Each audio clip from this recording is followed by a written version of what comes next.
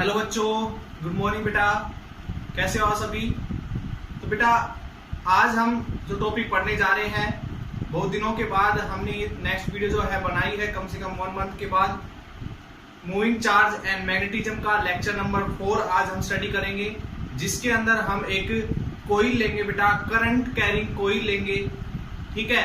और उस current carrying coil की एक्सिस के ऊपर मैग्नेटिक फील्ड इंटेंसिटी निकालेंगे, कितनी होगी उस करंट कैरिंग कोइल की वजह से। जैसा कि आप सभी जानते हो, पीछे हमने बायो-सॉर्ट्स लॉ पढ़ा बेटा। बायो-सॉर्ट्स लॉ ने हमें बताया कि मैग्नेटिक फील्ड इंटेंसिटी कितनी होती है एक स्मॉल करंट कैरिंग एलिमेंट की वजह से किसी पॉइंट के ऊपर, ठीक है बेटा। तो कितनी होती है बेटा, ये आप सभी जानते हो।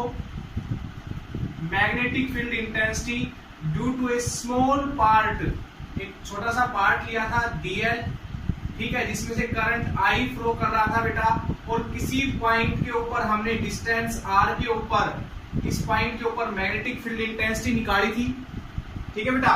इस करंट कैरिंग छोटे से जो वायर है हमारे पास dl लेंथ का, इसकी वजह से तो कितनी आई थी, mu naught I dl sine theta upon में r स्क्वायर। I क्या है बेटा, जो करंट फ्लो हो रहा है इसके अंदर से, वो dl क्या है, ये स्मॉल एलिमेंट की लेंथ, r क्या है, इस लेंथ के मिड पॉइंट से जहां जिस पॉइंट पे हम मैग्नेटिक फील्ड इंटेंसिटी निकाल रहे हैं वहां तक का डिस्टेंस, और थीटा क्या है बेटा, थीटा है जो dl है, dl और r के बीच का एंगल थीटा। क्लियर? उम्मीद करता हूं आपको दिखाई दे रहा होगा बेटा। देखिए अब तो magnetic field intensity due to a current carrying element, small current carrying element at any point P, ये बायो-सॉर्ट्स लॉ ने बेटा दिया था, ये फॉर्मूला इतना होती है, ठीक है बेटा। अगर इसी को अगर हम वेक्टर फॉर्म में लिखते हैं, इसमें बेटा वेक्टर फॉर्म में लिखते हैं तो क्या आएगा, म्यू नोट I dl, क्या आएगा, dl वेक्टर इनटू में या cross product with r upon में r की पावर 3। ये थी बेटा वेक्टर फॉर्म, किसकी वेक्टर फॉर्म थी, ये मैग्नेटिक फील्ड इंटेंसिटी की due to small part of current carrying element at any point, ठीक है बेटा, P के ऊपर। ये जो यहाँ पर dl और r के बीच में क्या है बेटा, क्रॉस प्रोडक्ट है, dl और r के बीच में क्या है, क्रॉस प्रोडक्ट है। और क्रॉस प्रोडक्ट क्यों आया बेटा, यहाँ पर r क्यूब, r स्क्वायर था, r क्यूब क्यों आ गया। देखिए बेटा, अगर क्रॉस प्रोडक्ट को हटाऊंगा तो मैं क्या लिखूंगा, dl इंटू में r इंटू में साइन थीटा, ठीक है बेटा, ये लिखूंगा। तो ऊपर क्या आएगा, एक r आएगा, नीचे 3 r है, तो एक r जो नीचे 3 r आ रहे हैं उससे एक r कैंसिल हो जाएगा, तो क्या बचेगा बेटा, यहाँ पर 2 r बचेंगे। तो यहां से समझ गए होंगे आप कि एक r ऊपर लिया है, तो इसी वजह से क्रॉस प्रोडक्ट की वजह से साइन खत्म हो गया। Theta is the angle between dl and r, ये वेक्टर फॉर्म हमने पढ़ी थी बेटा। अच्छा, दूसरी चीज, what is the direction of db की डायरेक्शन क्या थी बेटा, तो db की डायरेक्शन देखिए, db जो है इन दोनों के क्रॉस प्रोडक्ट से मिल रहा है, ठीक है बेटा। तो दो के क्रॉस प्रोडक्ट से जब भी कोई तीसरा वेक्टर मिलता है तो तीसरा वेक्टर इन दोनों के परपेंडिकुलर होता है, म्यूचुअली परपेंडिकुलर होता है, याद रखिए बेटा। म्यूचुअली परपेंडिकुलर मीनिंग ये हमारे पास dl की डायरेक्शन है, ये मान लीजिए करंट की डायरेक्शन अंगूठा बता रहा है, ठीक है। जो हमारी हथेली है ये बता रही है r की डायरेक्शन, तो उंगलियां बताएगी, उंगलियां क्या होगी बेटा, ये उंगलियां देखिए, ये r की डायरेक्शन हो गई, ये हमारे पास dl की डायरेक्शन ऊपर की साइड, तो ये हमारे पास उंगलियां जो बताएगी, ये बताएगी मैग्नेटिक फील्ड। मैग्नेटिक फील्ड जो होगा इसके और हथेली के दोनों के परपेंडिकुलर होगा। तो राइट हैंड थंब रूल या राइट हैंड पाल्म रूल भी इसको बोलते हैं, क्या बोलते हैं, राइट हैंड पाल्म रूल। तो इससे बेटा हमने क्या था, मैग्नेटिक फील्ड इंटेंसिटी की डायरेक्शन बता सकते हैं। जो अंदर की साइड होगी, करंट ऐसे जा रहा है तो अंदर की साइड होगी, और यहां से बाहर की साइड निकलेगी, तो मैग्नेटिक फील्ड इसके ऐसे रिवॉल्व करता है। ये चीजें बेटा हम आपको एक्सप्लेन कर चुके हैं, ठीक है बेटा। तो ये था बायो-सॉर्ट्स लॉ। तो आज का जो टॉपिक है बेटा वो आप लोगों ने ध्यान से समझना है। तो देखिएगा, आज का टॉपिक हम पढ़ लिखते हैं, यहां से आर्टिकल की शुरुआत करते हैं। Magnetic field intensity due to a current carrying loop at its axis. तो इसकी एक्सिस के ऊपर हम निकालेंगे बेटा magnetic field intensity current carrying loop की वजह से इसकी एक्सिस के ऊपर कितनी मैग्नेटिक फील्ड इंटेंसिटी होगी ये निकालेंगे। तो ध्यान दीजिए बेटा, ये आपकी एक क्या है, करंट कैरिंग लूप है। क्या है बेटा, ये करंट कैरिंग लूप है, यानी कि कोइल है जिसमें से करंट फ्लो हो रहा है आई। कितना आई करंट बेटा इसके अंदर से फ्लो हो रहा है। आप ये इमेजिन करके चलिए बेटा कि ये कोइल इस तरीके से है, ये कोइल इस तरीके से है। हम इमेजिन करके चलिए ये कोइल इस तरीके से है, ठीक है, और इसमें करंट जो है ऐसे फ्लो हो रहा है। किसे, ऐसे, यानी कि यहां से बाहर से जा रहा है और ऊपर अंदर की साइड एंटर कर रहा है। अंदर की साइड यहां से घूम के बाहर की साइड निकल के आ रहा है। तो कोइल इस तरीके से खड़ी हुई है। इस कोइल की जो रेडियस है, ठीक है बेटा, वो हम मान लेते हैं ए। जिस पॉइंट पे हमने मैग्नेटिक फील्ड इंटेंसिटी निकालनी है उस पॉइंट P, ये पॉइंट P ले लिया बेटा हमने, और इसका डिस्टेंस हमने मान लिया x, ठीक है बेटा।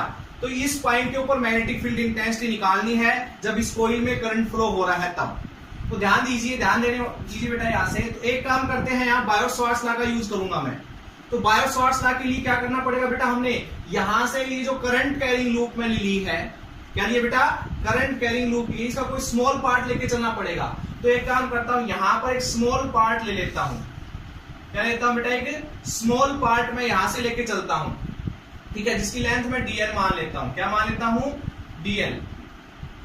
तो dl बेटा मैंने जो है इसकी लेंथ मान ली। ये जो dl हमने स्मॉल पार्ट यहां लिया है, इसका डिस्टेंस इस पॉइंट से हमने मान लिया r। क्या मान लिया बेटा, r डिस्टेंस हमने लेते हैं। ध्यान दीजिएगा मेरी बात पे, r डिस्टेंस हमने ले लिया। चलिए देखिए बेटा, तो स्मॉल पार्ट dl से डिस्टेंस एट पॉइंट P हमने ले लिया r, बिल्कुल उसकी तरीके से। समझ में आ गई बात। अच्छा, तो इस dl की वजह से जो मैग्नेटिक फील्ड होगा उसकी डायरेक्शन क्या होगी वो जरूरी है। चलिए पहले तो एक काम कर लेते हैं, dl की वजह से इस P पॉइंट पे मैग्नेटिक फील्ड कितना होगा वो निकाल लेते हैं। तो स्मॉल पार्ट की वजह से स्मॉल ही मैग्नेटिक फील्ड होगा बेटा। बिना वेक्टर फॉर्म निकालता हूं, mu naught I dl sine theta upon में r square, sorry mu naught by 4 पाई आएगा बेटा, ये गलती हो गई, म्यू नोट बाई 4 पाई, ठीक है। तो म्यू नोट बाई 4 पाई, ठीक है बेटा। तो इतना मैग्नेटिक फील्ड इंटेंसिटी होगी, इसको सही कर लीजिएगा, म्यू नोट बाई 4 पाई आएगा। तो ये आपके पास मैग्नेटिक फील्ड इंटेंसिटी होगी इस स्मॉल पार्ट जिसके अंदर से करंट I फ्लो कर रहा है, इसकी वजह से। अब हम निकालते हैं कि dB की डायरेक्शन क्या होगी। तो dB की डायरेक्शन देखिएगा बेटा क्या होगी। तो dB की डायरेक्शन समझने से पहले आप एक चीज देखिएगा,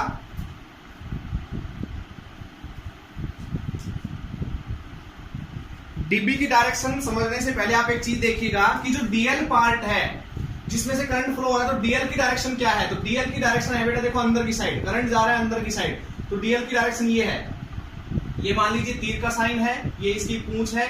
तो यहां से जो करंट अंदर की साइड जा रहा है, और जो R है वो R है बेटा हमारा इस तरीके से।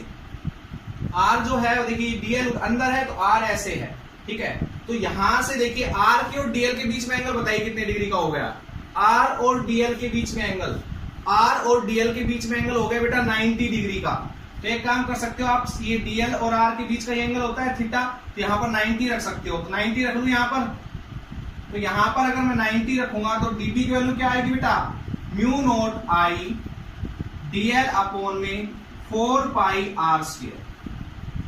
तो मैग्नेटिक फील्ड इंटेंसिटी आ गई बेटा एट पॉइंट P। अब ध्यान दीजिए मेरी बात पे,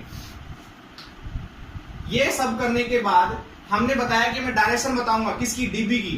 तो देखिए ये तो हो गया dl जो अंदर की साइड है, उसके अलावा ये क्या हो गया बेटा r। अब हमने कहा कि जो dB होता है इसके अकॉर्डिंग वो R और dl दोनों के परपेंडिकुलर होता है। तो देखिए बेटा अगर मैं बात करूं तो देखिए इसमें करंट, ये जो है dl की डायरेक्शन बता रही करंट, ये हो गया हमारी जो हथेली R के बारे में बताएगी, देखिए R के बारे में। और जो उंगलियां है, उंगलियां देखिए, उंगलियां ये होगी हमारी इस तरीके से। तो यानी कि मैग्नेटिक फील्ड डीएल और आर के बिल्कुल परपेंडिकुलर होगा। जो डीपी हम मैग्नेटिक फील्ड मान के चल रहे हैं बेटा, उसकी डायरेक्शन जो होगी वो आर और डीएल, देखो डीएल अंदर की साइड, डीएल समझने की कोशिश करिएगा बेटा, डीएल अंदर की साइड, आर ये इसमें करंट ऐसे फ्लो कर रहा है, तो करंट की वजह से मैग्नेटिक फील्ड जो होता है वो ऐसे होता है। देखिए तो परपेंडिकुलर हो गया कि नहीं हो गया? पी पॉइंट पे मैग्नेटिक फील्ड आर के परपेंडिकुलर होगी, यानी कि ये जो एंगल बता रहा हूं मैं 90 डिग्री होगा बेटा। समझ में आ गया बेटा? आर के भी परपेंडिकुलर होगी, डीएल अंदर साइड है तो डीएल के देखिए डीएल ऐसे है, तो ये मैग्नेटिक फील्ड ऐसे उठा के लेके आई यहां पर, देखिए मैग्नेटिक फील्ड परपेंडिकुलर है कि नहीं है? ये डीएल अंदर की साइड है तो उठा के लेके आइए, देखिए परपेंडिकुलर है कि नहीं है? ठीक है, अब देखिए बेटा, तो ये सब आपको समझ में आ गया। चलिए अब बेटा एक काम करते हैं, इसके सामने बिल्कुल इसी के अपोजिट एक और हम बेटा लेके चलेंगे डीएल पार्ट, डीएल लेंथ लेके चलेंगे बेटा। तो डीएल लेंथ की वजह से मैग्नेटिक फील्ड पी के ऊपर निकालते हैं। चलो डीएल लेंथ की वजह से मैग्नेटिक फील्ड पी के ऊपर निकालते हैं। ठीक है, तो डिस्टेंस वही, रेडियस आर होगी। ठीक है बेटा, डिस्टेंस जो है वो हमने आर मान लिया। तो देखिए यहां से जो डीएल की डायरेक्शन है वो बाहर की साइड है, यहां से डीएल यानी कि कह सकते हो इसमें डीएल में जो करंट फ्लो कर रहा है उसकी डायरेक्शन बाहर की साइड है। ये हो गया बेटा आर, ये डीएल ये आर। ठीक है, तो मैग्नेटिक फील्ड कैसे होगा? अंगूठा जो है वो करंट की डायरेक्शन बताएगा, ऐसे। तो मैग्नेटिक फील्ड होगा इसके परपेंडिकुलर, यानी कि आर के परपेंडिकुलर इस डायरेक्शन में। ये डीपी उतने पार्ट की वजह से मैग्नेटिक फील्ड क्या होगा? सेम ही होगा, जितना इसका है उतना ही डीपी हमने उसका मान लिया। तो ये भी क्या है बेटा? ये भी जो है ये जो आपका इस वाले आर के साथ बिल्कुल परपेंडिकुलर है। ठीक है बेटा, तो यहां से दो मैग्नेटिक फील्ड हमको मिलते हैं अगर आमने सामने कंपोनेंट लेके हम चलते हैं बेटा। तो एक बार मैं इसको साफ कर रहा हूं, यहां से मैं इसको साफ कर रहा हूं ताकि मैं आपको एंगल समझा सकूं। एंगल समझने की कोशिश कीजिएगा बेटा, तो एंगल समझने की कोशिश आप कीजिएगा। तो बेटा ये जो एंगल है पूरा 90 डिग्री का है, ये पूरा एंगल 90 डिग्री का है। चलो ये एंगल मान लेता हूं मैं थीटा, क्या मान लेता हूं बेटा? Theta angle. तो बेटा देखिए, और ये ऊपर वाला एंगल भी जो हो जाएगा हमारा थीटा हो जाएगा। तो ये एंगल बताइए कितने डिग्री का होगा? ये वाला एंगल देखिए बेटा, ये तीनों एंगल मिलके पूरा 90 डिग्री कवर कर रहे हैं। एक तो ये वाला एंगल, एक ये वाला एंगल और ये एक वाला, ये तीनों मिलके 90 डिग्री इक्वल है। यानी कि अगर मैं इस एंगल की बात करूं तो ये हमारा हो जाएगा 90 में से ये दो जो थीटा है ये घटा दो, यानी कि 90 - 2 थीटा, ये वाला एंगल निकल के आ गया। अच्छा एक काम करते हैं, यहां से एक लाइन खींच लेते हैं, ऐसे एक लाइन खींच ली बेटा हमने। ठीक है, एक लाइन हमने खींच ली। अब मुझे बताइए ये वाला एंगल कितने डिग्री का होगा बेटा? सोचिए ये वाला एंगल कितने डिग्री का होगा? ये वाला एंगल पूछ रहा हूं मैं, एंगल का ही खेल है यहाँ पर। एंगल समझ में आ गया तो आर्टिकल पूरा समझ में आ जाएगा बेटा आपको। तो ये वाला जो एंगल है ये कितने डिग्री का होगा? ठीक है बेटा, तो देखिए चलो ये वाला एंगल मिल गया। एक बार इसको 90 वाले को मैं साफ कर रहा हूं ताकि कंफ्यूजन ना हो। ये जो लाइन है ये वाली लाइन देखिए, ये वाली लाइन और इस वाली लाइन के साथ, इस वाली लाइन के साथ ये वाली जो लाइन है, यानी कि ये वाला जो एंगल है पूरा 90 डिग्री का है बेटा। ये वाला एंगल पूरा 90 का। तो इसमें इस 90 में कौन कौन से एंगल आ जाते हैं? देखो बेटा थीटा आ जाता है, 90 - 2 थीटा आ जाता है, और ये जो एंगल हम मान के चल रहे हैं एक्स मान लेते हैं थोड़ी देर के लिए इसको, तो क्या आएगा? Theta plus 90 - 2 theta plus x, तीनों का सम 90 इक्वल होगा।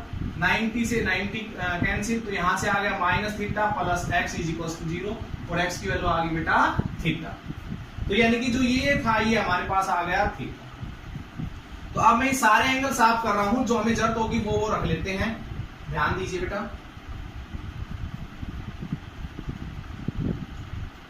ठीक है। तो ध्यान देने वाली बात है क्या बेटा कि हमने जो एंगल निकाला है वो हमारा आया था ये वाला जो थीटा था, ये जो हम मान के चले थे ये भी थीटा था। ये दोनों थीटा है तो ये वाला थीटा होगा। ऐसे ही बेटा ये जो है ऊपर वाला ये भी हमारा थीटा ही होगा, इस तरीके से आएगा। बिल्कुल ऐसे ही निकालेंगे ऊपर वाला एंगल भी बिल्कुल सेम टू सेम। तो एंगल समझ में आ गया होगा आपको। देखिए आगे, तो ये सब निकालने के बाद अब आप लोगों ने देखो क्या करना है बेटा, आपने क्या करना है, इस डीबी को दो हिस्सों में तोड़ना है। इस डीबी को, ये डीबी किसकी वजह से मैग्नेटिक फील्ड है? इस डीएल पार्ट की वजह से। तो डीबी को दो हिस्सों में तोड़ते हैं, यानी कि जो एंगल वाला हिस्सा हो गया तो हो गया डीबी साइन थीटा, और ये जो हिस्सा है देखो ये दोनों कंपोनेंट, ये वाली लाइन और ये वाली लाइन परपेंडिकुलर है, ये वाली लाइन और ये वाली लाइन परपेंडिकुलर है, तो ये जो एंगल के साथ है तो डीबी साइन थीटा, और ये वाला जो हिस्सा है, ये वाला हिस्सा बेटा इधर ये होगा डीबी कोस थीटा। ठीक है बेटा, क्या होगा डीबी कोस थीटा। अब देखिए ऊपर वाले की बात करते हैं तो ऊपर वाले के एंगल के साथ तो डीबी साइन थीटा, और ये बिना एंगल वाले के साथ तो ये भी क्या होगा बेटा dB sine theta, sorry cos theta. मैं कुछ गलत कर गया, हाँ गलत कर गया बेटा, एंगल के साथ वाला डीबी कोस थीटा, ये थोड़ा सा गलत कर गया, सॉरी गलती मिस्टेक होगी बेटा, ये डीबी कोस थीटा और यहां पर आ जाएगा डीबी साइन थीटा।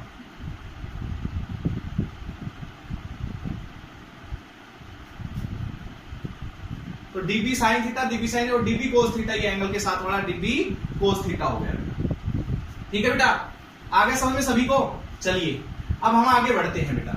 अब देखिए ये डीएल जो हिस्सा लिया है हमने, डीएल पार्ट लिया, इसके सामने एक पार्ट और लिया डीएल, तो इस डीएल की वजह से मैग्नेटिक फील्ड डीबी और इसकी वजह से भी डीबी, लेकिन जब इस वाले के डीबी को हमने दो हिस्सों में तोड़ा तो डीबी कोस थीटा और डीबी साइन थीटा मिला, और इस वाले की मैग्नेटिक फील्ड को भी दो हिस्सों में तोड़ा हमने, तो यानी कि ये मैग्नेटिक फील्ड दो के जो टोटल हिस्से हैं वो दो है, इसमें से एक हिस्सा ये वाला जो हिस्सा है ये इस वाला, इसके जो अपोजिट वाला है उसके मैग्नेटिक फील्ड जो है वो कैंसिल कर रहा है एक दूसरे को, यानी कि आमने सामने के कंपोनेंट। ऐसे ही बेटा पूरी कोइल में अगर यहां लेके चलो तो इसके सामने यहां कंपोनेंट होगा, यहां लेके चलो तो इसके सामने यहां कंपोनेंट होगा, यहां लेके चलो तो इसके सामने यहां कंपोनेंट होगा, तो आमने सामने के कंपोनेंट की वजह से जो मैग्नेटिक फील्ड होता है बेटा डीबी, उसमें से कुछ हिस्सा एक दूसरे का क्या कर देते हैं बेटा ये कैंसिल कर देते हैं। ओवरऑल जो मैग्नेटिक फील्ड है बेटा, देखो ये दोनों मैग्नेटिक फील्ड सेम डायरेक्शन में, तो ओवरऑल हमें जो मैग्नेटिक फील्ड मिलता है वो डीबी साइन थीटा की वजह से मिलता है। किसकी वजह से मिलता है बेटा डीबी साइन थीटा की वजह से। तो मैं इसको साफ कर दूं, किसकी वजह से मिलता है बेटा डीबी साइन थीटा की वजह से। ठीक है, तो हम क्या करेंगे टोटल पूरी कोइल की वजह से मैग्नेटिक फील्ड इंटेंसिटी निकालने के लिए बेटा इंटीग्रेशन करेंगे किसका डीबी साइन थीटा का। अब आप ये सोच रहे होंगे कि सर जो यहां से डीबी साइन थीटा है दो है तो दोनों को जोड़ के क्यों नहीं लिख रहे यहां पर, यानी कि 2 डीबी साइन थीटा लिखना चाहिए। बेटा लिख लेंगे कोई दिक्कत नहीं है, लेकिन ये जो मैग्नेटिक फील्ड आएगा फिर इसको हमने हाफ करना पड़ेगा दोनों साइड। क्यों करना पड़ेगा, क्योंकि हमने क्या करना पूरी कोइल की वजह से निकालना है। अब हम यहां से क्या कर रहे हैं नीचे वाले और ऊपर वाले दोनों का मैग्नेटिक फील्ड जोड़ रहे हैं, तो हमने क्या निकालना पड़ेगा फिर आधी कोइल का मैग्नेटिक फील्ड निकालना पड़ेगा, क्योंकि इसका और इसका ये दोनों हिस्से डबल हो गए ना। ठीक है, तो ये वाला हिस्सा मत लो, इसका मैग्नेटिक फील्ड जो है डीबी साइन थीटा वो इतना मिल गया dB sine theta, dB cos theta तो कैंसिल हो गया, तो डीबी साइन थीटा इसकी वजह से मैग्नेटिक फील्ड मिल रहा है डीबी साइन थीटा, तो पूरी कोइल की वजह से कितना मिलेगा वो निकालेंगे, इसलिए हम यहां से कभी 2 से मल्टीप्लाई नहीं करते। करें फिर तो देखिएगा अब आसान हो चुका है बिल्कुल। डीबी की वैल्यू आई थी हमारी म्यू नॉट आई डीएल अपॉन में 4 पाई आर स्क्वायर इंटू में साइन थीटा, ये है बेटा। चलिए क्या क्या चीज कांस्टेंट है यहाँ पर, जो जो चीज कांस्टेंट है वो बाहर निकाल लीजिए। एक काम करो साइन थीटा की वैल्यू और रखो।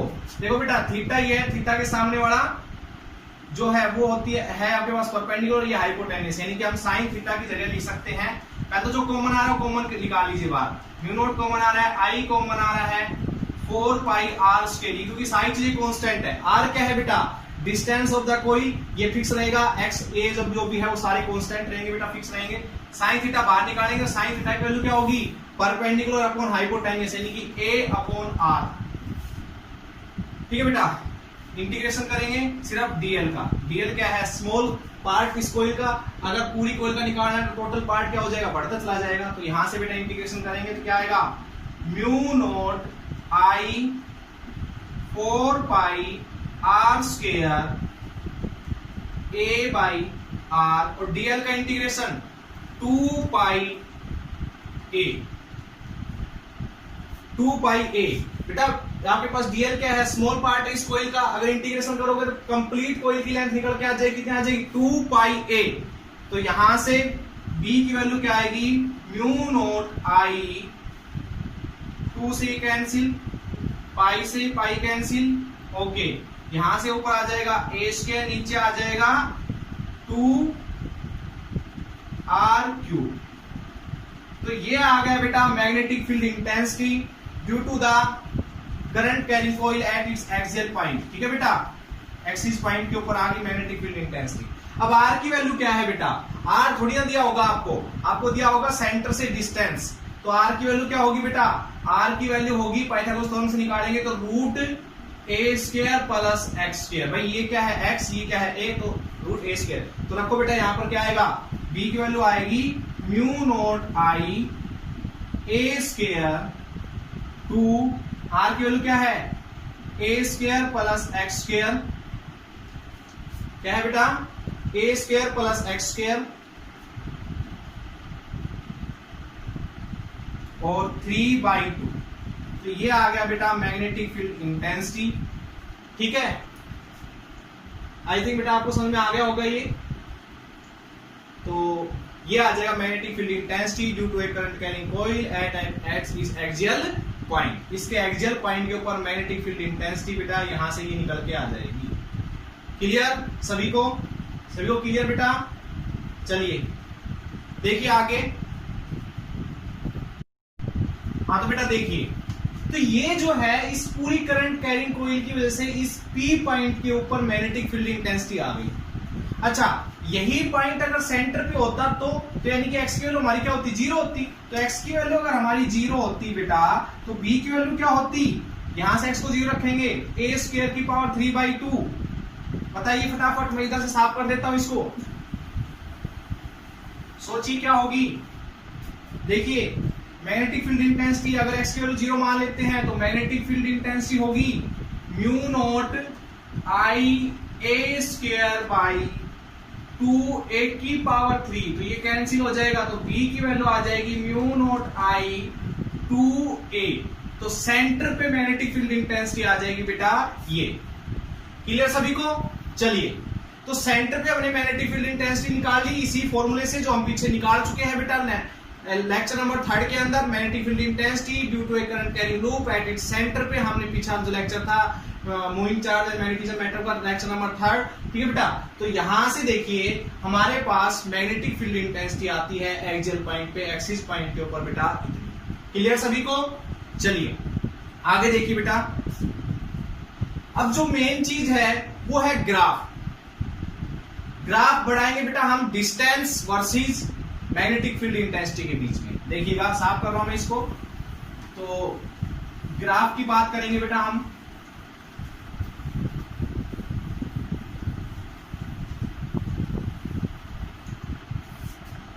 देखिएगा बेटा यहां से। अच्छा पहले एक बात कर लेते हैं, कोइल जो है ना आपकी, ये कोइल, ठीक है बेटा, इस कोइल के इस पॉइंट पे जब करंट हमारा ऐसे फ्लो कर रहा था बेटा करंट, तो इस पॉइंट पे हमने मैग्नेटिक फील्ड इंटेंसिटी निकाली। इधर एक छोटा सा पार्ट लिया, उसकी वजह से मैग्नेटिक फील्ड इस साइड मिली। इधर एक छोटा सा पार्ट लिया, उसकी वजह से मैग्नेटिक फील्ड इस साइड मिली बेटा। डीपी जो हमें मिला था ये आपको सबको जाना है। इन दोनों का जो रिजल्टेंट था वो हमें बीच में मिला था, यानी कि जो ओवरऑल मैग्नेटिक फील्ड इंटेंसिटी थी पूरी कॉइल की वजह से वो इस डायरेक्शन में हमें मिली थी। डीपी साइन थीटा इधर ही मिला था, उसका इंटीग्रेशन किया था। ओके, अच्छा ये इतने ही डिस्टेंस पर इधर पॉइंट ले लिया जाए तो उसकी डायरेक्शन क्या होगी बेटा। तो आप ये सोचिए, करंट ऐसे फ्लो कर रहा है, करंट इस कॉइल के अंदर ऐसे फ्लो कर रहा है ऐसे, तो मैग्नेटिक फील्ड की डायरेक्शन ऐसे होगी, यानी कि इस डायरेक्शन में आपके पास मैग्नेटिक फील्ड इस साइड होगी, इधर से एंटर करेगी, इधर से बाहर निकलेगी। ठीक है बेटा, यानी कि जो हम अगर इन कंपोनेंट की वजह से मैग्नेटिक फील्ड यहां निकालना चाहे तो इधर होगा, इसका कंपोनेंट इधर होगा और दोनों का रिजल्टेंट आपको बेटा इस साइड में।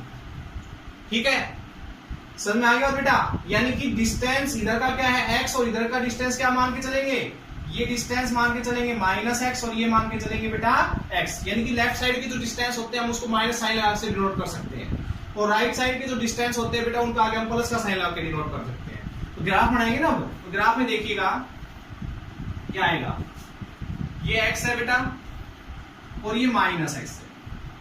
इधर मैग्नेटिक फील्ड इंटेंसिटी आपने की चलते, मैग्नेटिक फील्ड इंटेंसिटी कितनी आई है, mu naught I A square upon में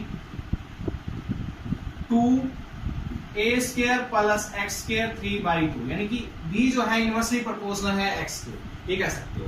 तो b की वैल्यू मैक्सिमम कब होगी, सेंटर पे, बी की वैल्यू मैक्सिमम कहां होगी? सेंटर पे। जब एक्स की वैल्यू 0 होगी उस टाइम बी की वैल्यू बेटा क्या होगी? बहुत ज्यादा होगी, यानी कि मैक्सिमम होगी। तो सेंटर पे जब एक्स की वैल्यू 0 होगी तो उस time magnetic field intensity maximum होगी बेटा। फिर धीरे धीरे क्या होगा? डिक्रीज होती चली जाएगी मैग्नेटिक फील्ड इंटेंसिटी। क्या होती चल जाएगी? डिक्रीज। और x की वैल्यू अगर इन्फिनिटी ले लेंगे बेटा, x की वैल्यू क्या ले लेंगे? इन्फिनिटी, तो b की वैल्यू क्या हो जाएगी? 0। नीचे इन्फिनिटी आएगा तो b की वैल्यू 0 होगी, तो x की वैल्यू बहुत दूर जाकर x की वैल्यू ऊपर, b की वैल्यू क्या हो जाएगी? 0।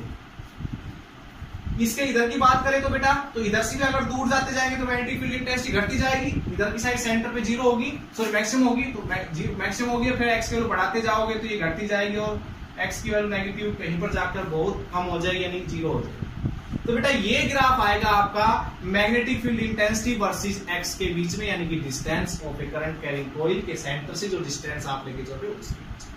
तो आई थिंक बेटा आपको ये लेक्चर समझ में आया होगा। कुछ थोड़ी बहुत क्या थी, हमारी मिस्टेक हो गई थी, हम साइन थीटा की जगह कोस थीटा ले लिया था, तो वहां पर एक बार आप वीडियो को दोबारा से देख लेना अगर कोई प्रॉब्लम आती है। And thank you so much, आप लोग बेटा पढ़ते रहिए, ठीक है। न्यूमेरिकल जरूर निकालना है इस टॉपिक के ऊपर। चलिए थैंक यू सो मच।